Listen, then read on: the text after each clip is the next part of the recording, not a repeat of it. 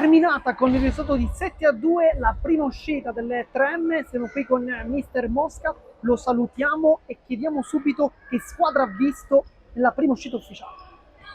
Chiaramente siamo ancora in preparazione, abbiamo grandi margini di miglioramento. Il primo tempo è stato molto duro perché eravamo contratti, un po' appesantiti, giravamo palla molto lentamente e gli avversari sono una buona squadra, molto grintosa, stanno bene in campo e quindi ci hanno creato delle notevoli difficoltà. Il secondo tempo invece siamo venuti fuori, abbiamo attuato il nostro gioco, il nostro calcio a 5 e diciamo che la partita è andata bene per noi, abbiamo avuto un parziale di 5-0.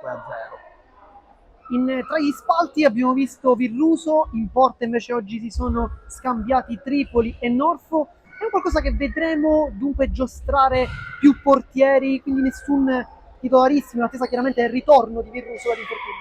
Allora, Francesco Virruso viene da un infortunio, è stato un anno fermo e quindi stiamo cercando di recuperarlo nella migliore condizione, quindi c'è un ritorno graduale all'attività, sta bene, quindi pensiamo al più presto di poterlo utilizzare. L'alternanza sicuramente ci sarà perché noi abbiamo un ottimo, anche Norfo, un ottimo portiere e poi abbiamo Tripoli che è sia molto forte ma soprattutto è anche under e quindi ci consente di attuare varie soluzioni tattiche e tecniche durante la partita.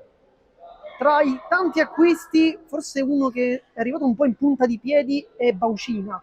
Oggi partita impressionante, un gol, propizzato un autogol, tanti recuperi in fase difensiva. Secondo lei che partita è stata?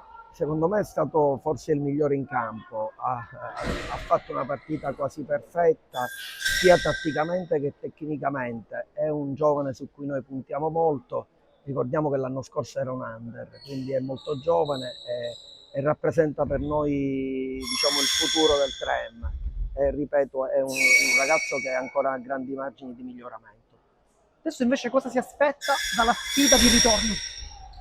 Noi la partita di ritorno deve essere sempre una marcia di avvicinamento al campionato, quindi mi aspetto sempre ulteriori miglioramenti, sicuramente miglioreremo anche atleticamente, la condizione fisica e anche tatticamente, perché questa squadra è ancora secondo me al 30% del suo potenziale.